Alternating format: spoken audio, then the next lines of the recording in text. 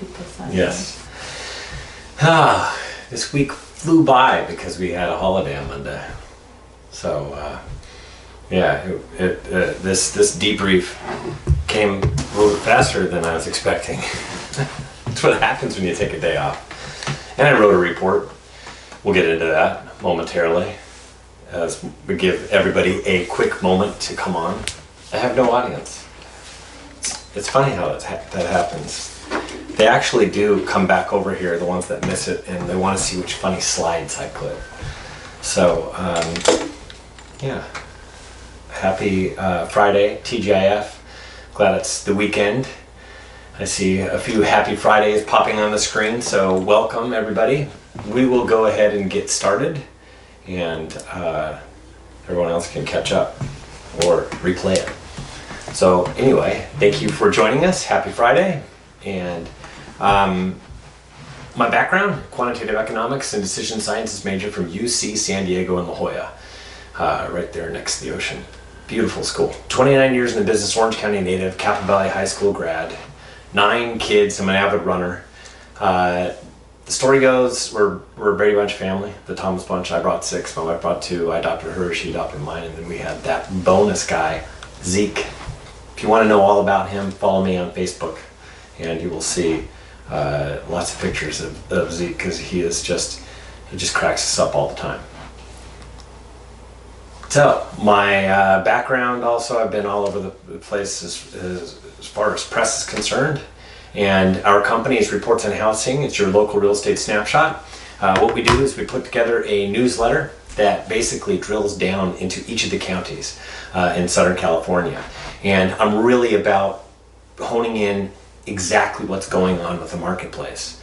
And it's not based upon closed sales, because closed sales is a look in the past. I don't like to operate looking in the past. I mean, I'll mention it. We did mention luxury closed sales and where they were at, and that's because there was something spectacular going on that needed to be pointed out of the revving up of the high end, and how it's a trend that is continuing to this day. So I'm all about trends. So I look out the window, the front window, and I'm looking at the active listing inventory. That's the supply. So supply and demand, Econ 101. It's active inventory, and demand is the last 30 days worth of pending sales. So that gives you a velocity. It kind of tells you how fast you're going when you take that same snapshot of the last 30 days worth of pending sales going forward. So from that, we're able to get something called the expected market time. Place your home on the market, when you're going to go into escrow. These are all stats that really give you a flavor of what's going on. That's basically what I hear from almost all subscribers, is that it really feels like you're looking out the windshield. It's exactly what they're feeling, and it's articulated within this report, so you can articulate it to your clients, to your family, friends, sphere of influence, all those good things. So it's really about properly setting everybody's expectations, and that's farms, everything. So we want everybody to have the right expectations regarding this marketplace. Just because we're in a recession does not mean that we go down in value, as we've seen and as we're witnessing and as we're feeling today. We have reports that dot all over Southern California, LA, Orange County, Riverside, San Bernardino, and San Diego. Of course, been doing Orange County originally for many, many years, dates back to 2004, all the data. All the data for the other counties dates back to 2012, so I really have a handle of what's going on. And they've hit their 1-year mark, so we have a lot of year-over-year data as far as specific cities and areas and price ranges. I can give you what it was last year, rather than I followed the macro county statistics, but now I've got them all down to the micro level of all the different counties. So the most recent report is Astonishing Spike, and this is in luxury. So we're talking about a surge in luxury, and it is a trend. That's why we talked about this, that it's continuing to be at the forefront of one of the biggest trends that has evolved within 2020. Go to reportsonhousing.com. That is our website, REPORTS on housing. And you go there, you hit subscribe. It comes out every 2 weeks. We email it out to you. You sign up, and you get this most recent report, which was Astonishing Spike. And this one came out for Orange County, Los Angeles, and San Diego. San Bernardino, Riverside, we're crunching the numbers right now, and the numbers and the new report for San Bernardino, Riverside come out this coming up Monday. So Apologize, didn't mention that. So it comes out every 2 weeks. A lot of different links at the bottom for printing it out, for copy, cut, edit, paste, make it part of newsletters, get it out to your sphere of influence, past clients. Just can't share it among the real estate community, but you can get it out to your clients. That's what it's all about. And lots of charts too. Those are embedded within the links, and there's even excerpts for social media and all that good stuff. So it's $15 per month or $150 per year. You sign up and you get a month free if you use a coupon code of September. That's where we're at. We're already in September. Hard to believe. Unbelievable in September. It's almost, after this month, third quarter is done, and we're down to the last final quarter of 2020. That went by like this. I wouldn't have guessed that going into this. But so coupon code is September. I want to thank our wonderful sponsor. This is my friend Kevin Buddy from Monarch Coast Financial. Kevin Buddy and his company, they deal with more than one kind of borrower, more than one kind of loan. Monarch Coast Financial does everything from full doc loans to alternate documentation loans to investor financing and even private money loans. So everything from full doc and private money and everything in between. And he definitely has loads and loads of experience. He's been helping people finance their dream homes for a very long time, since 1976. So you know that Kevin Buddy has just an ample amount of experience. And he like me, is kind of like a economics geek, likes to look at all the numbers and talk about what's going on out there. So he's definitely dialed in. Kevin Buddy from Monarch Coast Financial, you can contact him at 949-422-2075. That's 949-422-2075. And I would like to take a quick moment and remember it's Patriot Day, 9/11. I remember exactly where I was waking up to what was going on 9/11, and it's something that follows me to this day. Every year is a big reminder. It's the 19th anniversary. 20th anniversary will be next year. And if you look at, gosh darn it, I have this covering it up. I forgot to make it. But this is the monument where where they have those two waterfalls. That it's just absolutely beautiful. I went there with the kids many years ago when they were little. I'm sure as they go back later that they'll understand the significance of it, because it is just something that is embedded in my brain, and it's something I've shared with our children as well. And let's now get into some summer fun photos. Best realtor line of the day. Can you see yourself being quarantined in this house? Did you get that? My kids are going, what are you talking about? It's when you're showing houses, you see a bunch of houses, and you say, do you see yourself being quarantined in this house for a very long time? Me going back to the gym after months of quarantine. Why is everything so heavy? Because you haven't been to the gym. Okay, hear me out. What about social distance trick-or-treating? Bing! That'd be fun, huh? Oh, I like this mask. It's actually a mask. It's not a real nose. Isn't that fun? That's funny. I love that. I'm gonna get that. I always find it funny with these people that have the mask, but it's not covering up their nose. Now you too can do it, but still be safe. So people can see a nose. All right, this thing says, you are observing Home Depot associates in their natural habitat. Please do not feed them or tap on the glass. Thank you. It's like at the zoo. Did you actually take that picture? No, I didn't. These are memes. I did take this picture. So we're getting our passports. And I know a lot of people are saying it takes a very long time to get it. We know that, which is why we are jumping into it now, because it takes such a long time to get them. And we all got pictures taken. My wife and I, we've had them before, but then we needed to renew. She expired. She has a change of name, all that good stuff. So we had Zeke do it, and when he was sitting in front of the white board, he was too little. So they brought a white poster board or cardboard and put it on the floor and had him lie down. So this is him taking his passport photo at the UPS store.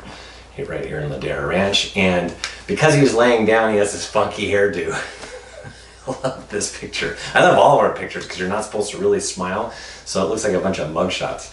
So of course my wife's look great. She snuck in a little smile too. But then you got the rest of us looking like this. That's a fun picture. So let's get into Southern California housing market. We've talked about it. We are still in the midst of what I would refer to as the spring market. We haven't even stretched ourselves to what I would even call the summer market yet. That is how hot the present market is today. And I'm saying housing is hot. And I've used just about every analogy out there. I looked for an egg that you could fry on the ground. The pictures don't look that great. So I came up with this. We do lots of s'mores at our house, and somebody every single time does this and torches one of the marshmallows. So it's as hot as a torched marshmallow, and I have many examples that we just let it burn in the fire. So let's go over the Southern California housing supply and the active listing inventory. This is where we are right now. If you draw a line across, this is where we're hanging out right now. We're not going anywhere fast, but still, if you draw a line, doesn't matter. We're at a lows that we haven't seen since 2012. And so August and September is the lowest level since April 2013, actually. I apologize for that. So it's April 2013, and if you see this, yeah, you can see it's pretty low compared to where we've been. And COVID-19 is no longer suppressing the supply of homes coming on the market. And I've done that, I've shown it in a lot of different ways. I'm going to do this on a month-to-month basis. For the month of August, there are 2 counties that didn't place as many homes on the market, so they still are being slightly affected by COVID-19. I can't really figure out why. San Bernardino and San Diego. San Bernardino is getting less and less affected, but San Diego went from not being affected in July to August being affected by COVID-19. I don't understand it. Sometimes San Diego's on the forefront. We'll have to see if this bleeds over the rest of the data going forward. But San Diego joined San Bernardino, but San Bernardino's grip, COVID-19's grip on San Bernardino is fading, but San Diego went the wrong direction. Everywhere else, it is seriously, like Orange County, I believe there it was 12% more homes placed in the market in August compared to August of 2019. And the active listing inventory year over year, September 3rd, that was last week, 25,476. In a 2-week period, it went up 3 homes in all of Southern California. Last year, we were at 42,139, that was up 65%. And I took the data today, and look at this. 25,532.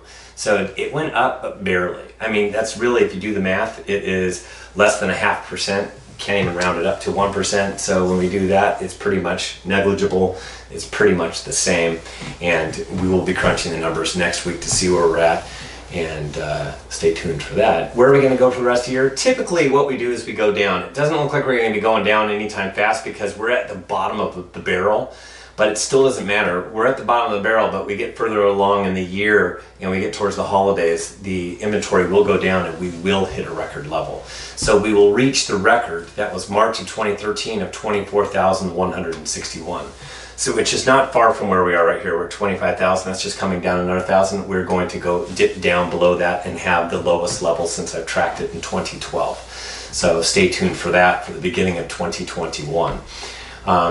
So I'm in the process of actually putting together my forecast for 2021, and brokers and affiliates that are out there that want to put together meetings, go ahead and contact me, and we'll go ahead and put something together. And because I am right now in the process of putting together my entire forecast for 2021, and it's much different than all the other presentations that I had, because now I'm kind of dialing in where are we at right now, where are we going in the future. For 2021. Southern California housing demand, COVID-19 is not suppressing demand, not one bit. And, you know, like I said, hot as a burnt marshmallow when you're making a s'more. And demand year over year, this is where we were at last week. Last week ago, Thursday, 21,313. It was down 1% in 2 weeks. Pretty much the same. Hasn't really changed that much. Not that big of a change in a 2-week period. And last year, which is why I say that we're still in the midst of spring, because for it to be not spring-like, this thing needs to dip down, and it's elevated, and it's staying elevated. So last year we were at 15,630. That is down 27% from where we are today. And today we're at 21,126. So down 1%. Like I said, that's very summerish, where it comes down a little bit demand. That's normal. Southern California demand is coming down, but if you take a look at where we are at right now, it's kind of plateaued, maybe coming down a little bit, but even this area right here, if you draw a line across from where we're at right now, and it's still the lowest since 2012. And this is our normal peak. This was the 2020 peak. That was nearly 3 weeks ago. You can see the peak is now definitely has occurred as far as demand is concerned, and we're slowly coming down from that. It's a slow migration down, and then it'll be slow, and then it'll pick up speed. You could see once we get towards the holidays, it really comes down. So that's why we're going to see this more come down a little bit more as we get probably deeper into autumn. And people are going, but wait, Stephen, I'm starting to feel a little change in the marketplace. That's normal for this time of the year. I get a lot of people going, Steve, there's something's going on out there. I feel something. It's definitely changing. And I've said it before, I call it fall. And that is exactly what's going on. We have seasons. We have spring, summer, fall. It's fall, but it feels more like summer. That's how robust the market is right now. But we are definitely transitioning from one season to another season. And typically what happens is we get this drop in demand and a drop in the supply, but we're not really getting much of a drop in supply right now, like I said, but we're getting a slight drop in demand, which is just slowing us down ever so slightly, and we'll get into that. And that's because our kids right now are online. But I can tell you, we in Orange County and San Diego, we're starting to do some sports, high school sports. We have to take our daughter to cross country every day. She gets dropped off after she does online classing. She goes there, then comes back. That's very distracting. And coming in October, we have elementary, junior high, and high school, and we're going to have to drop off all of them. And it's going to be this constant movement. We're going to be chauffeurs. And once you become chauffeurs as a parent, it makes looking for homes a lot harder than when they're online. We just added that one element of sports, and it's really started to change things. So once they go into in-class, which is happening in October for a lot of Orange County, and some schools are going a little bit earlier, some are going a little bit later, but understand that once that happens, that's going to slow demand a little bit more, because if we were actively looking, that'd be so distracting that we would say, let's cool our jets and maybe do it close in December, or you know what, let's wait till the spring and do it next summer, 2021. So where is supply dropping? In Orange County, it's dropped. It went down 42 listings, 1%. San Bernardino, down 12 listings. It's down 0.3%. And San Diego County, down 2%. That's 66 listings less. So those three counties, that means that LA and Riverside County actually had a rise in their inventory from week to week. And then we have demand dropping. Where is demand dropping? Which counties? Orange County actually had a 1% drop, 39 pending sales down. We have LA down 2%, down 65 pending sales from last week. San Bernardino County down 2% or down 70 pending sales in a week. And then San Diego is actually down 0.5% or down 18. So everybody outside of Riverside County actually went up, and only went up slightly. It was by 12 pending sales. So it's nothing big that's going on. That really does feel when you're at that peak, and it's going to start to fall, and because we're entering the fall season. But in LA and San Bernardino and Riverside, they're still online, and there's a lot more movement that can occur when you're just doing online. So they have a little bit of a ways to go before they're doing sports and they're going back into the classroom, which means that they can continue to plow forward as if it's still the spring. So it's basically just supply and demand. We have a very, very low supply, very, very high demand. That definitely means hot market. That is our toasty marshmallow, which one of my kids does every time, hot kind of market. And what's fueling this? It's definitely low interest rates. And as a matter of fact, Thursday, yesterday, we got another print as to what what everybody was doing across the United States as far as the Freddie Mac National Survey, and it hit another record. It's actually the 9th record low this year. So we've hit a record 9 times. That's how many times we've hit it, and we've been going down lower and lower. The prior record was 2.88%. Now we're at 2.86%. You can see continuing to drill down. This is the first time ever that we've drilled down below 2, and now we're just drilling down a little bit further, and that was as of yesterday. And the expected market time, let's see, so you can see we're right now at a level where we've never been since I started tracking in 2012. So it's at an 8-year low, and that's where we're behaving. We haven't done much of any kind of a movement in the last 4 weeks. So August and September is the lowest levels since tracking in 2012. And if you look at this, see, it's kind of like this. We've hit this line, and this is actually rising. You just can't tell because it's going up at such a slight rate. And I'm looking at it, and I'll tell you, September 3rd, it was 36 days. It was up a half of a day. So you're not really noticing. So if you place your home on the market, you're now looking at 36 days. It was 35.5 before. So you're now, the expected market time was a half a day. So it's not anything to write home about. I'm seeing it in the data though, but you can't really feel it.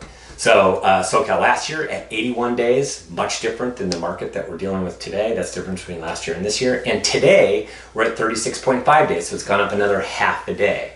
So you can see we're at 35.5 days 4 weeks ago. So it's gone up a whole day in a 4-week period. So not really much of a change, and that was the best. 4 weeks ago was actually the best expected market time, the lowest expected market time of the year of 2020.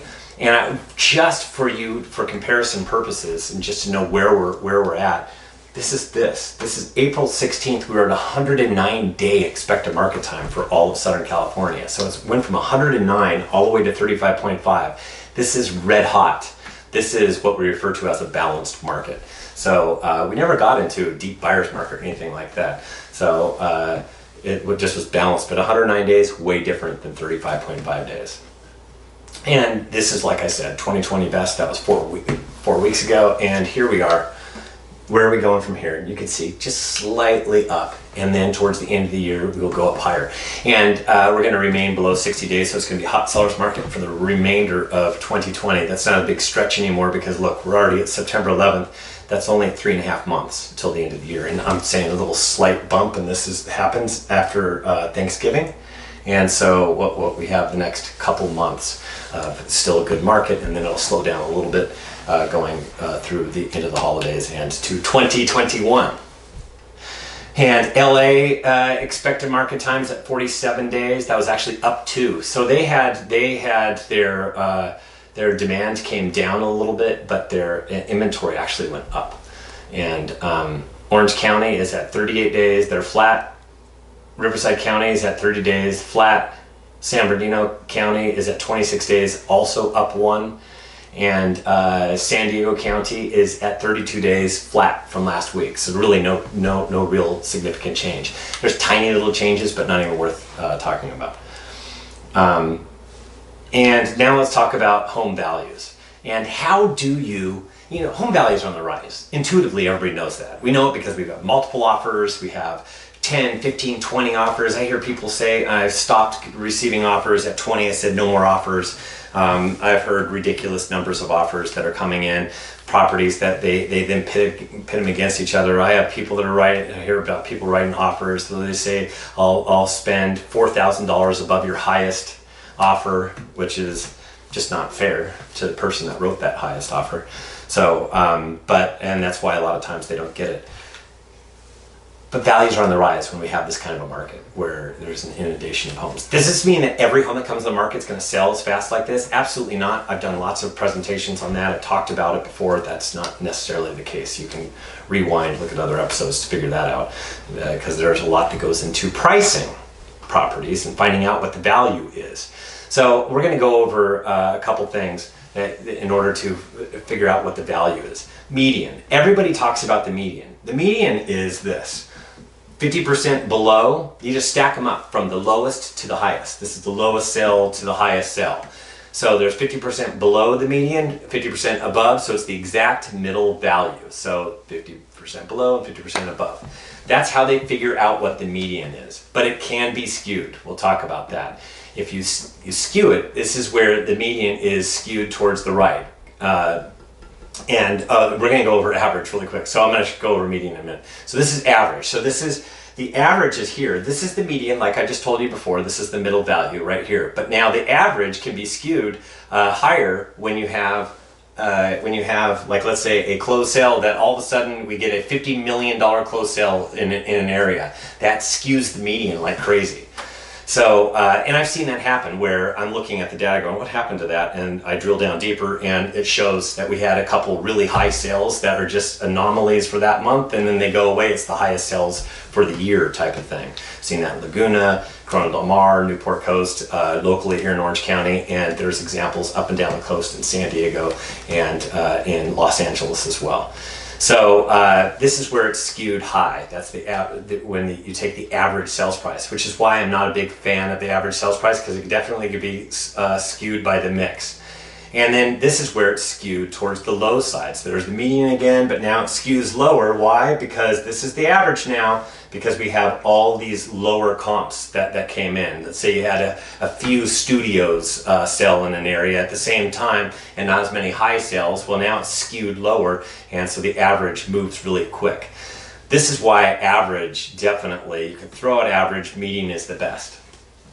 However, and it all has to do with the mix of sales. So you're looking at all of your mix, and once you start mixing everything together, it's very hard to take it apart and figure out what the price, what the real value is based upon an area by just looking at a whole bunch of prices.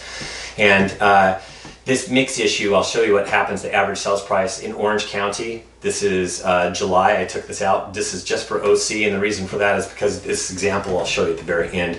It's the same for everywhere. 2,173 closed sales in the month of July for Orange County. The median was at 759.9, and the average is at 949,000. Two totally different numbers.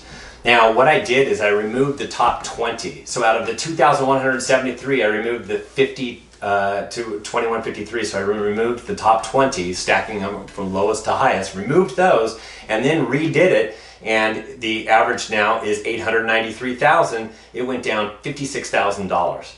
And removed the bottom 20, and it went to 957,000. That was up 8,000. So you can see when you remove the bottom tier, it doesn't move as quickly, but when you remove the upper tier, it moves down really fast. Now, what happened here is, like all the counties, we have a disproportionate number of home sales in the upper ranges compared to the lower ranges. 500,000 and below actually was off, and above in 1.25 million in Orange County and San Diego, above 1.5 million in Los Angeles, and above 650 in San Bernardino Riverside. That was what this latest report is about. We had way more numbers in the upper ranges. So when you have these higher numbers in the upper ranges, all of a sudden the average is skewed. But you want to take that median, because the median gives you more of a flavor of where we're at and where prices are going. So if all of a sudden you sell a whole bunch in the upper ranges, well, yeah, it's going to show you that, oh, the average sales price is a lot higher. And I'll show you what that means. It's pretty ridiculous. Average sales price for all of Orange County. This is how jagged it is. See how jagged this is? It changes, and this is just going back from January 2019 to today, and it's very, very jagged. Do you really think prices were moving this much from month to month? No, it's all about that mix issue that I was talking about.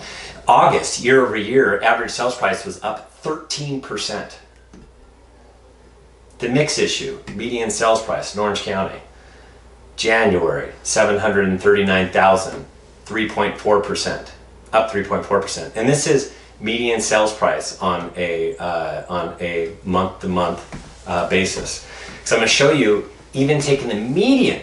Now the average is definitely way off, but now just taking the median on a month-to-month basis, you can see from December to January of this year, it went up 3.4%. Do you really think it went up 3.4% in a month? And then February it was up just 0.5%. March was up 0.3%, and I'm here to tell you the market was already toasty hot in Orange County over here, and yet you only have this. So it all has to do with that mix again. April, 740,000, down 0.9%. You can say, well, that's COVID. Yeah, because it became a mix issue. A lot of the upper ranges started to fall out, so then you had this mix issue again. And in May, it went down to 729,850, down 1.4%. What happened here? Again, mix issue. All the upper end was taken away, and we were closing a lot more in the lower ranges. Thank you, my daughter. Mommy said to give you that again. Thank you. June, it went up to 759,990, and it was up 4.1%. And then July, 759,888, nothing, flat, pretty much the same thing. And now look at August, 794, up 4.5%. Do you really think that we went up 4.5%? This was the beginning of where I said there was a big shift. And that's what we caught, that there's this trend of a lot of homes in the upper ranges right now that are in escrow and that are closing, and it's moving that median. So I'm not a big fan of taking it by a month-to-month basis because it does not move this quickly in real estate land. So median sales price, when you get that every single month, it doesn't accurately depict what's going on in the marketplace. Instead, this is what we're looking at. This is the median sales price. You can see very, very jagged. August year over year is up 12.6%. That was this gigantic leap. And that is because of how big this median sales price was with that mix issue really skewed this chart. And usually it's more in line with what's really going on in values, at least to a certain degree, but the mix issue is so off that this totally looks off. So instead, I like to use something that I call a rolling 12-month median. It's taking an average over a 12-month period. It takes all that and now it's an aggregate looking at 12 months worth of data and seeing how the median sales price is evolving. And this is what happened. August year over year is up 4.5%, very close to where we are at, where values have gone in Orange County in the last year, up about 5%.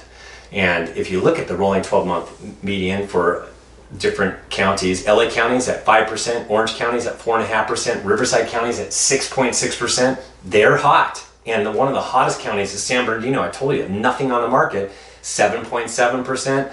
And San Diego County's at 5.8%. And if I was to put my finger on it, this is exactly how I would think that appreciation would come down. So this is very, very close to what appreciation looks like. But it's not even this is not as accurate as what you can do through a sales professional. And people say, so what's even sales professionals are asking me what it is. But here's what it boils down to. You can't go online and do one of those property valuations and hit a button. Plenty of websites. Everybody likes to pick on the big Z, Zillow, but I'm telling you, it's not just Zillow, it's all of them. They can't be 100% accurate. They can be within reason, especially in the smaller properties that are more cookie cutter. If you're comparing condo to condo, there's not going to be that much of a difference. However, you can get some anomalies out there that will not be factored into these property valuation machines, as well as the higher you get above $1 million or above 650 in San Bernardino Riverside, it has a harder time being accurate. And the reason for that is because what goes into property value? Neighborhood. And they try to do that with the valuations. Condition. They can't really do what condition is. Age.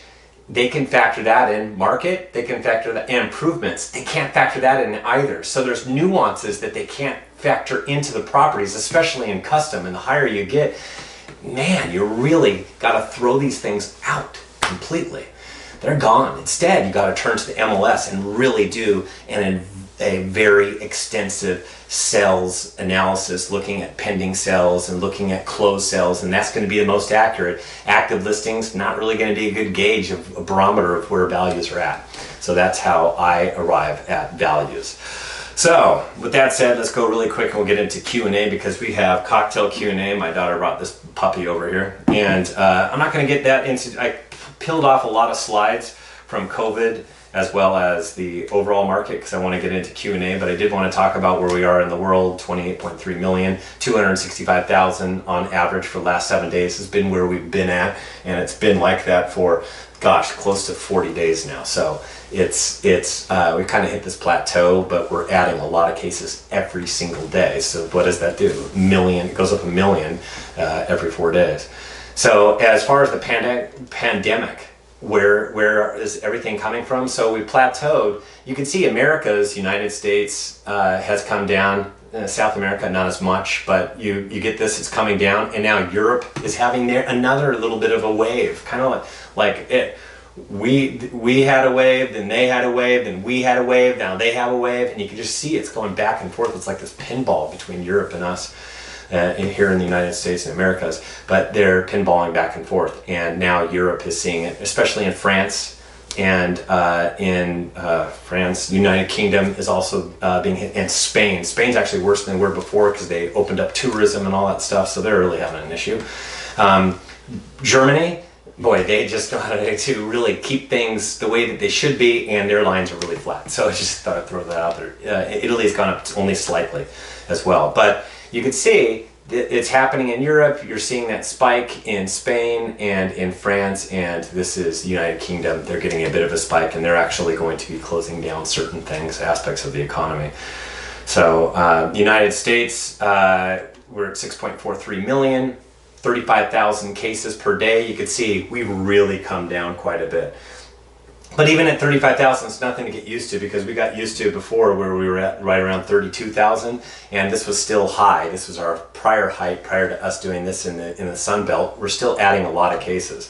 So I know that we're getting like overdone with the COVID-19, but it doesn't mean that the virus goes away.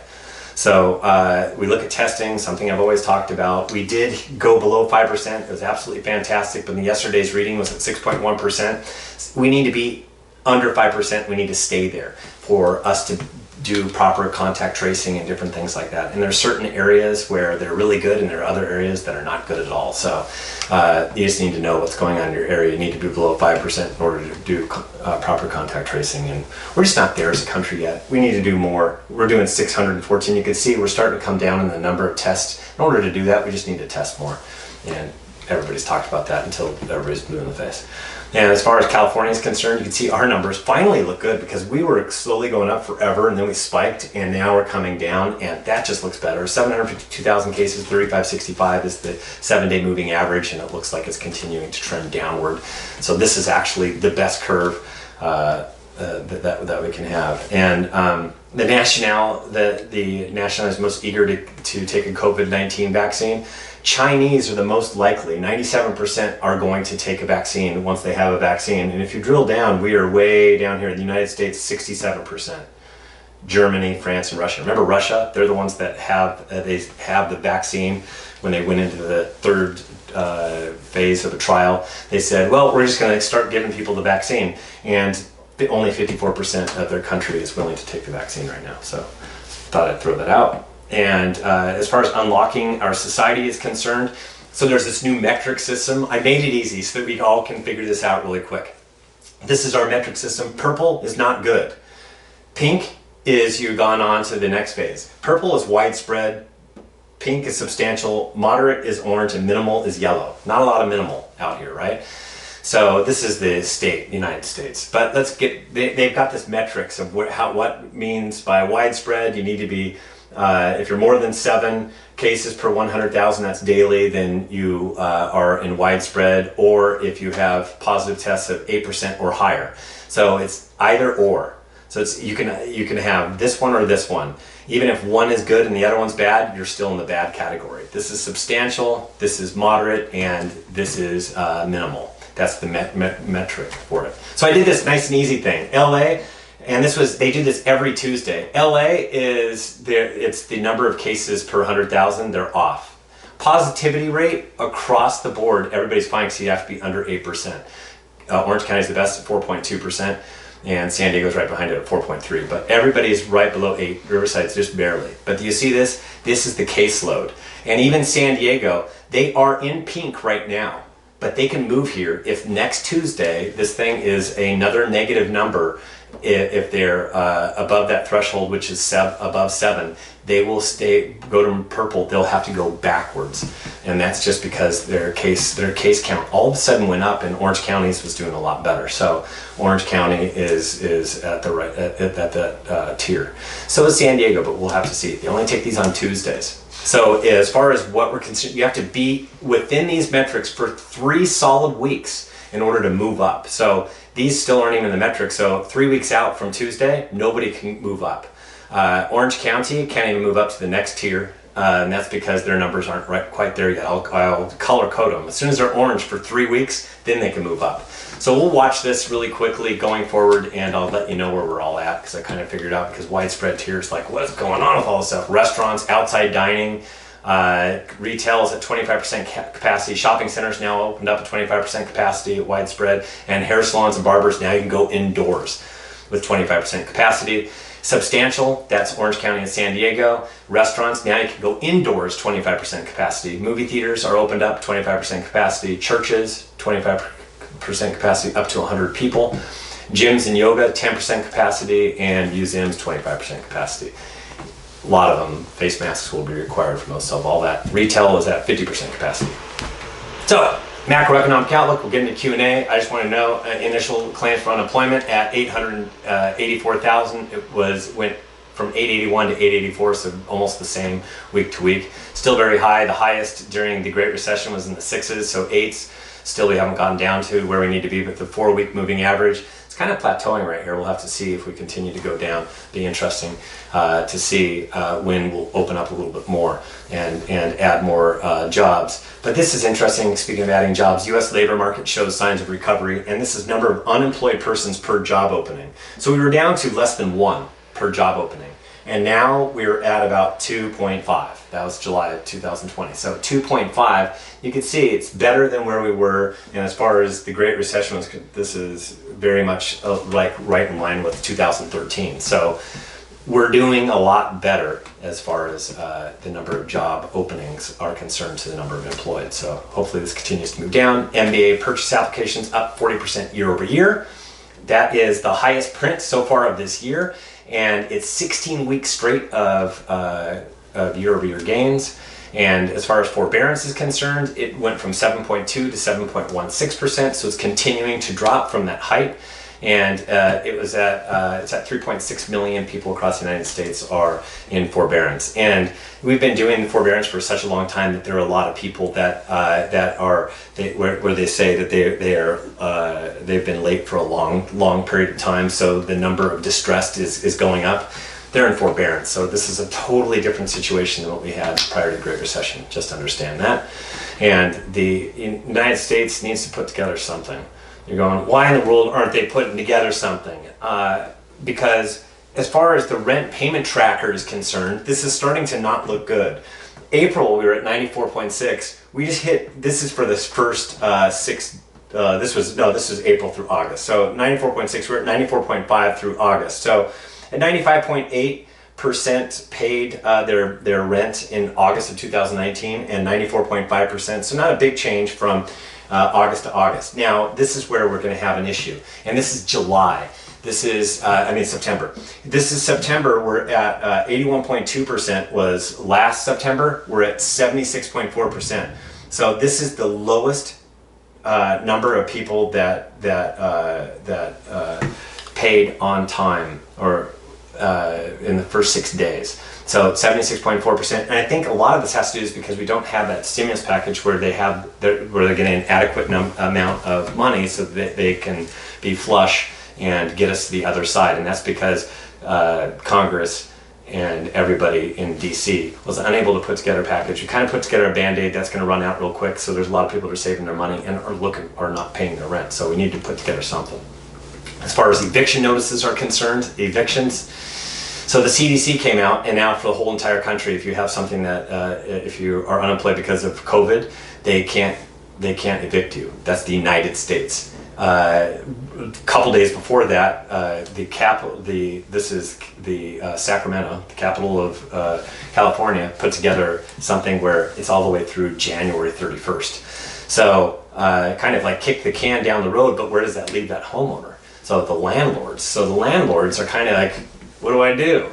And this is going to come to roost because a lot of these people, they can go ahead after it's all done, they can try to sue for the amount that they don't have, but if they don't have any money, they're not going to get anything, and the landlords are going to be absolutely in the lurch because they're still on the hook for their loans. if they have a government-backed loan, they can go into forbearance. However, they're still going to be on the hook for their loan. So there's got to be something for the landlords here, because they're just getting a poor end of the stick here. So, and why is this happening? Why don't we have a package right now? Because of this. The election, this is an election year, and there's a lot of posturing going on right now in DC, and it's not good because we're in the midst of a pandemic. We need some sort of relief package. So go to reportsonhousing.com and reports on housing.com. You click on subscribe, get a month free if you sign up using the coupon code of September. And there's a sample report section within the website, and I'd like to thank Kevin Buddy from Monarch Coast Financial once again for his continued sponsorship, because they handle so many different kind of loan types, everything from full document loans to private money and everything in between. He's got loads of experience, been doing this since 1976, and you can reach Kevin Buddy at Monarch Coast Financial, 949-422-2075. That's 949-422-2075. So now we move on to cocktails Q&A, and let's see, my wife probably is done with a workout. She usually does a workout at the beginning of this thing. And so let's go ahead and get into the questions that you may have. So go ahead, I will crack open my beer. I'm actually having not a Corona, but a Space Dust IPA. Yes, Space Dust IPA. It's a beautiful IPA. My kids went to my mother-in-law's garage and picked this up. This little coat, a Corona coat. Kind of funny, Corona coat. See, we'll still buy Coronas. Okay, having a hard time with appraisals. Buyers paying multiple over asking offers. Yes, that's what happens always in a heated market, Richard. Always this happens, that we have an appraisal issue, and that's why there's so many people that are willing to waive appraisals and buyers have to pay a little bit extra. That's typical. So cheers, by the way. Let's go ahead and get into it. Any other questions that we have? Oh, my wife says I'm going to pick up Mia. I can do this. I love Space Dust, great beer. Cheers. You can call me Kevin Buddy. What did I... Oh.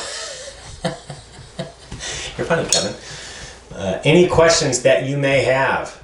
Anybody? I can't go backwards. So if you did do a question from earlier, I'm not going to be able to see it. So you have to go forward and ask a question. Otherwise, I'm just going to drink my Corona Extra beer and wait for these questions to pop up. Eventually, do you think more people will be selling their house because they cannot pay their mortgage? Yes, I actually think there's going to be a subset. I am welcoming. I can't wait for more people to come on the market. I am not a fan of this low inventory.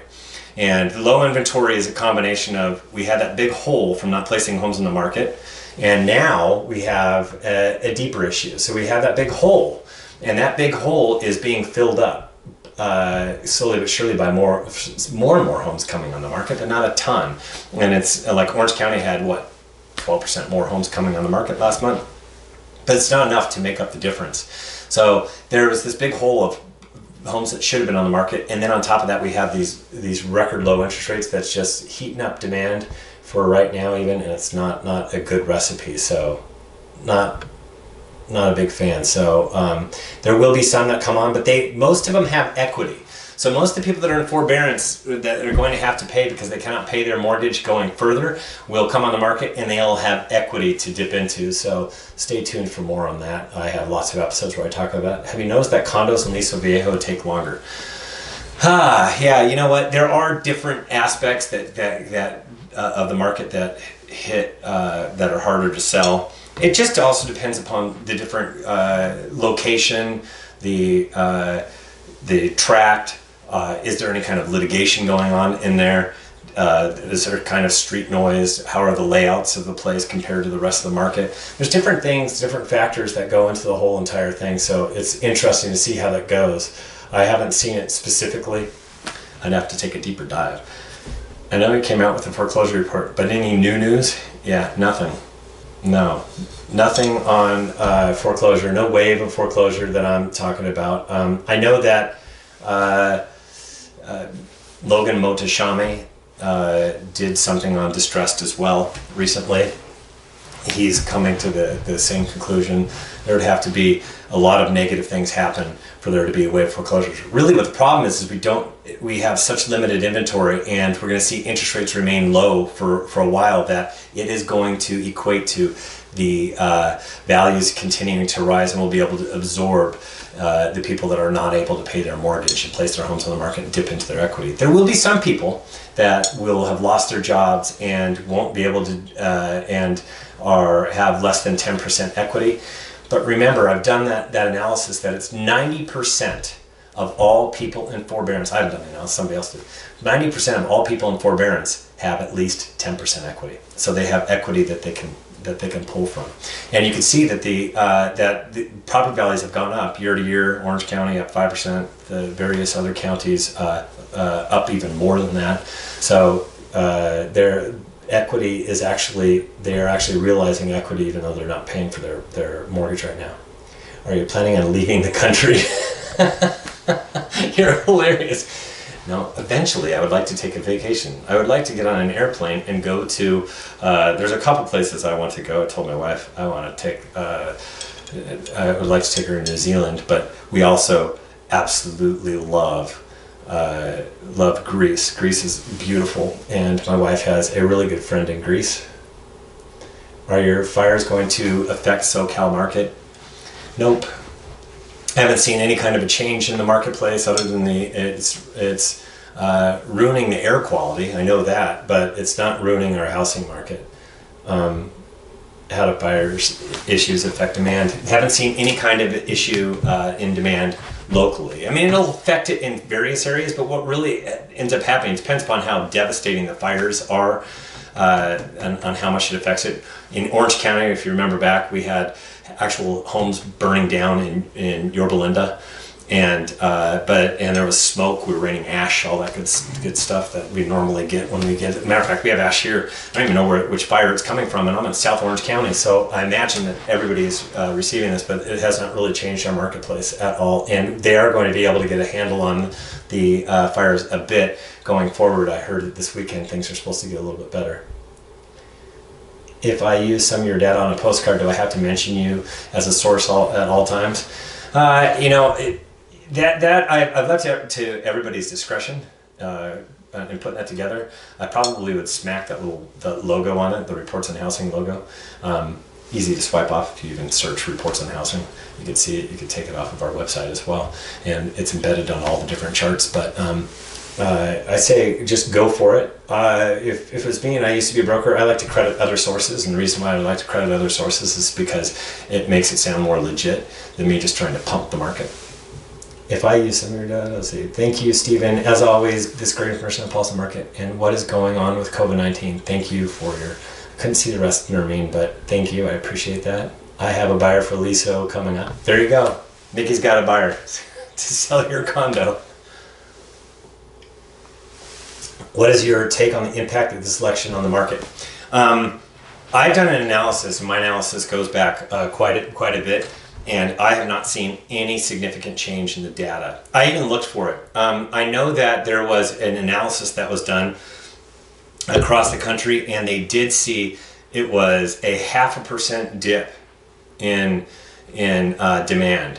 And I don't know what they were referring to as demand, because I have a demand reading of pending sales, and I also looked at closed sales, and my data only goes back to 2004 and 2012 for all of Southern California. So I have a couple presidential elections. There was no change that I could find, but Keeping Current Matters ran this. I think it was a week or two ago. There is a tiny little insignificant change to it, but it's so insignificant that if you're in the marketplace, you're not going to really notice a 0.5% clip in demand or closed sales. I do know anecdotally, I've heard some people say that I'm going to wait till after the election. I'm here to tell you it's not going to do anything to housing. The reason why it's just not a big knee-jerk reaction is because we're such a big, slow-moving stock that trends take a while to pile up on each other. It's unlike Wall Street, where you get this sudden, this is happening, so boom, you get a change in Wall Street. We're not like that in housing, so that's why it is. There's a much stickier factor to it, and but as far as like I said, Wall Street, it can be instantaneous. We can see a big change. So where do I expect to see the biggest change? In equities, Wall Street, and all that. We're going to see quite a bit of change because everybody's going to surmise as to what that means to their portfolio and all that stuff. But I'm here to tell you that what we do over the long run, and if you could go back in time, you're going to see what does it do? It keeps on going up, regardless of which political party, what political spectrum. And that's how you need to look at economics. You can't look at it in a vacuum where you're rooting for one side. If something happens, then all hell breaks loose and our whole society is going to implode. That's just not going to happen. So my son got coronavirus, lost his taste, slept for a few days, no fever, but did test positive. But all is good. Well, I'm glad to hear that, Kevin. Man, that's scary, because I have a friend that just got surgery on his toes, and he was on a vent for 17 days. We thought we were going to lose him. So he is doing a lot better, but he's still got lung issues, he still has heart issues, and he still has issues with he had surgeries on his toes that he had to have. Such a weird virus. Predictions, 2021 interest rates and inventory by comparison, first quarter versus second quarter versus third. Sorry, just jumped on. I didn't answer that. I'm coming up with it right now. The forecast for 2021 isn't quite there yet, but as far as the rest of the year is concerned, interest rates are going to remain low, as well as next year, interest rates are going to start off low.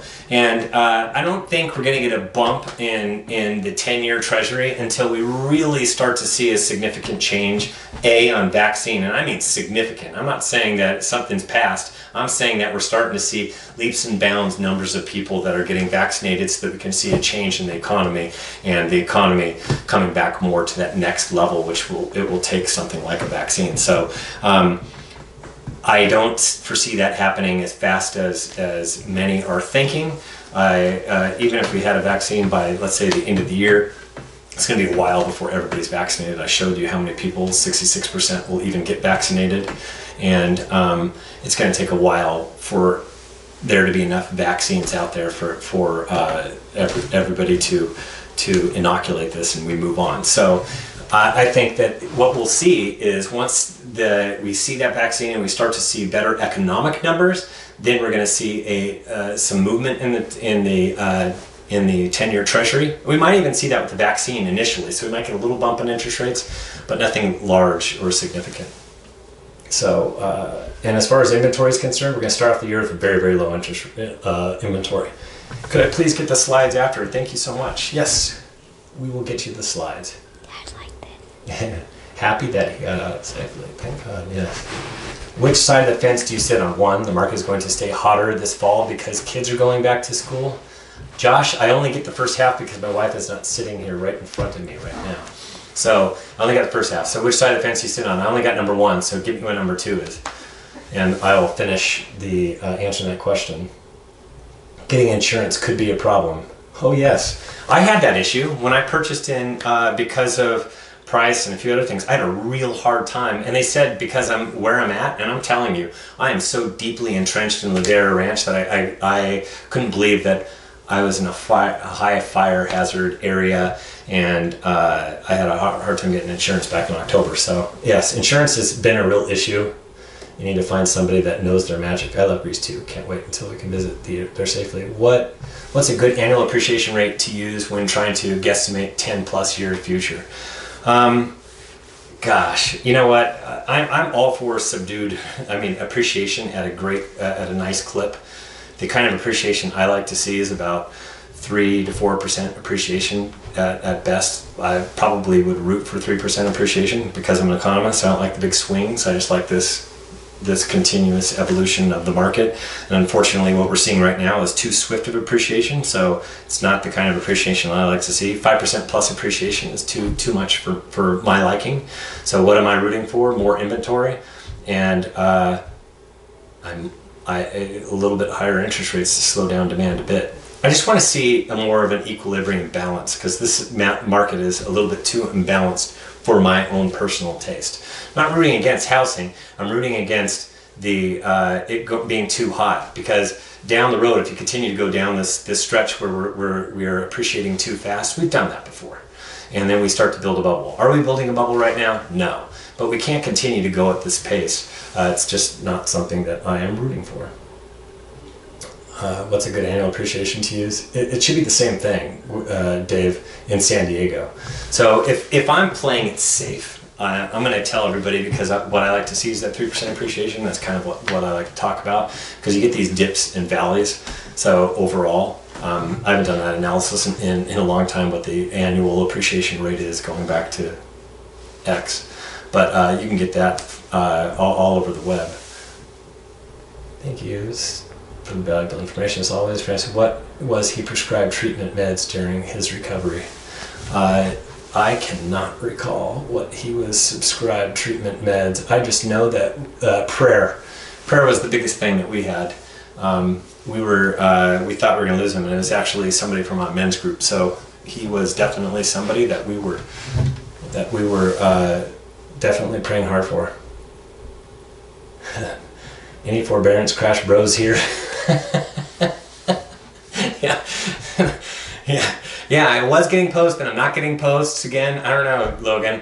We'll have to see when we get these. I'm not getting a ton right now, but I have seen some people forward me various websites and different YouTube videos, and I almost laughed because I listened to this one guy for 30 minutes, didn't show one chart, didn't talk, he just talked about things and where things are going to go. And there's some guy that's in Arizona that is so bearish on the market, and I don't even know where he's pulling it from. So it's funny to listen to. Are you tracking non-owner occupied homes in Orange County as you've seen a trend with investors selling? I do vacancies and things like that, but I'm not really seeing a big clip of them. I think that is, stay tuned. That could be something going forward, but it's something we will watch for sure. Any idea on evictions when seller has to sell, tenants are current, cannot enforce notice to terminate, cash for keys? Yeah, you know what? If it was me, I would look at cash for keys for these people that aren't paying. That is a definite incentive if you need to be doing something. I remember when I was representing a bank, that's what we did quite a bit, is we tried to negotiate cash for keys. So if you're a good negotiator, that's a definite way to maneuver around this current this current law that was passed, where you can't do anything until January 31st. They also have to fill out a form, and if they're above, I can't remember what the threshold is, 110,000, and then as a single, and I can't remember, and then as a family, it's higher. That if they are above that threshold, they actually have to prove different things as far as what they're bringing in and all that good stuff. So, and they need to pay 25% of all of their rent, and it all needs to be paid by January 31st, all 25% for all the months. And if they don't, that's for September, October, November, December, January. If they don't, then it's a grounds for eviction starting February 1st as well. There's a whole bunch of nuances to that. Do you think interest rates will change in 2021, good or bad, depending on who wins the presidency? No. Not based upon the presidency. Upon other things. You got to look at different things that can move the market. If we start getting better economic numbers, we could see the 10-year go up. If we start see unemployment get better, then yes. If we see a vaccine really take off and everything getting a lot better, really faster than expectations, yes, we can see movement in that 10-year, which will elevate our 30-year mortgages. So all that is kind of like a wait and see type of thing. Are your daughter's split times improving? Yes. You'll be ready for the economic throwdown. Yes, that'll be fun. Can't wait for the economic throwdown. I hope there's a whole bunch of bears that come onto the online version of the economic throwdown. I'm not checking multi-units, but I'm not that bearish on multi-units yet. Let's see. Oh, number 2, sellers are wanting to hold selling for a bit because trying to sell their home and having buyers, inspectors, appraisers, etc. coming through the property would be a constant distraction to the kids. I've had sellers say both, so just wondering what your take is on it. Yeah, I think that once the kids go back to school, like a physical school, like my kids are going to start to do, they can do this blended thing. I've got one kid in the elementary AM and one in the PM, and we have a junior high and we have a high school, and we're going to be driving around so much. So the more kids they have, the more the answer to that question is they're going to wait. And because the more chaos there is, that's when families go, this just is not a good time for us to focus on that. But right now, with everybody being online, we can still focus on that. I told you my kid went back to cross country, and she's doing great, having fun, but that involves us driving from here in Ladera Ranch to Ranch Santa Margarita, and then going back, picking her up, bringing her back. And that's constant, isn't it? So that's enough where it would throw us out of the mix of looking for a home. So, since I'm late, what you drinking? Not a Corona. My kids brought me this because they went into Nana's garage, and she's cleaning out her garage because she's getting epoxy flooring, and they go, "Oh, we'll bring this to Dad." Yeah. Yeah, that's Athena did that, and this And is Alana. And Alana, this is Space Dust, Lisa. Yes, this is Athena. Athena is tired. She's had a whole week of school, 4 days. That's Kyler. I do that all the time. That's Mason in the background. Kyler is 22, by the way. Do you know if Monarch Financial does doctor-physician loans? I don't. You'd have to ask Kevin Buddy. But if Kevin Buddy would know the answer to that, then I have the phone numbers on there. Are you seeing appraisal problems because not enough comps? That's part of the issue. The other half of the issue is when you have 10, 15 people that are purchasing a home at the same time and only one person wins, then somebody's willing to stretch a little bit. And in this market, they're willing to stretch, especially with rates being as low as they are, allows them to stretch a little bit more than if we had higher rates. So since they're stretching it and they're paying a little bit extra, you're having a harder time finding comps when there's nothing really there to support it other than you have just a gaggle of activity. So you have all this activity, and somebody's definitely willing to pay for it, but as far as substantiating it, you're having a harder time. And that always happens when we have a very, very swift moving market like we do right now. My kids are wrestling in front of me. That's hilarious. The market is going to stay hotter this fall because kids are going back to school, virtually going families. Yeah, I really think my take is it's virtual is everywhere else other than San Diego and Orange County, so I can see there being a spiked market for the rest of this year, especially in those areas. I can see Orange County and San Diego start to slow a little bit and seize a little because of the fact that we're at that next level where they can go back to school. So insurance companies are looking for reasons not to write, according to my insurance broker. Yes, they've been doing that since prior to this firestorm, and now we have this gigantic thing where there's millions of acres that are on fire or have been scorched. And it's not just us. Now it's Oregon, it's Washington, it's all over the place. Let's see. Thank you, sir. Hi. Can I also get these slides after? Yes, you can. You're a subscriber. Your forecast. Aha. You'll get my forecast. Throwdown, economic throwdown. We'll do that. Cash for keys. Real estate attorneys advised to put $50,000 in trust that sellers cannot get until they move out. That's a good idea. Real estate attorneys advises to put $50,000 in trust that sellers cannot get until they move out. That would be for not. It's more of. Yeah, that's unbelievable. But I'm thinking more on long cash for keys for tenants. Can you please email the slides? Yes, Julie. Good choice of a beer. Thanks, Lisa. Based on your experience, how long do you think it takes to see the market is balancing? I can see it pretty rapidly in the market. I'm a geek, so I'm looking at the numbers often.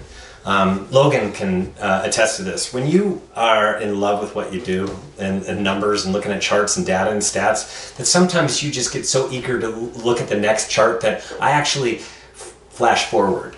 I look to see where we're at. I crunched the numbers and we looked at it for this morning, and it was done through last night. But I did it earlier in the day yesterday, so I kind of did it twice. Why did I do that? Because I kind of wanted to feel for where we were at for the take on the show that I was going to put together today, and I'm just dying to know what's going on with the market, so I can see the nuances, and I have not seen any kind of a nuanced change. There isn't a change other than the fires that are out there. We have very, very low interest rates. We hit another record low interest rate. What did I say? It's like the ninth record low interest rate of this year, and so it's at what did I say? I can't remember. I think we're 2.86%. So that's going to juice demand, and then we have this really low inventory. So we have to see a give someplace. Where we could see a give, maybe in interest rates, but I don't see interest rates going anywhere anytime soon. So we're going to have low interest rates and a low supply and a lot of demand for quite some time. And these low interest rates are absolutely fantastic. It means that you're actually paying off your principal faster than you would if you had a higher interest rate. So if you look at that, you could do a big analysis to see what it is, but when these interest rates get this low, you're actually paying off your loan faster than you think. So that's another advantage of these low interest rates. Is anyone still seeing appraisal waivers? I've had 3 since June. Yeah, I've heard. That's the latest thing. We talked about quite a few different times about all the appraisal issues. There's a lot of people that are saying, yeah, you know what, I'll give up the appraisal, and then they have to prove that they have the ability to waive the appraisal, and if it doesn't come in, that they're going to make up the difference. So that's for those who do leaseback options. Yes, Tracy. Yes, that's a good idea. For those that do leaseback options, because you can't really evict them, you need to have money sitting in that account. So I think I've hit the end. I think my head's starting to spin, so I think we've done well.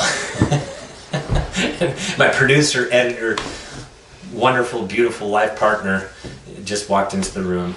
Stunning, so I want to go be with her. She just about fell off the couch right now, sitting down. We have a little ottoman, or what do you call it? Beanbag, giant brown beanbag that she was about to fall off of, probably because she saw me and I'm funny with her. So anyways, have a fantastic weekend. Thank you for staying tuned for such a long time. I hope you have a great weekend, and we'll see you a week from today. There won't be any happy hour Q&A next Friday. That'll be 2 weeks from now, but thank you for joining me, and I hope you enjoy your weekend. Try to stay inside until we see some blue skies, because this air is not too good to breathe. Anyway, have a fantastic weekend. Enjoy the family. Stay safe.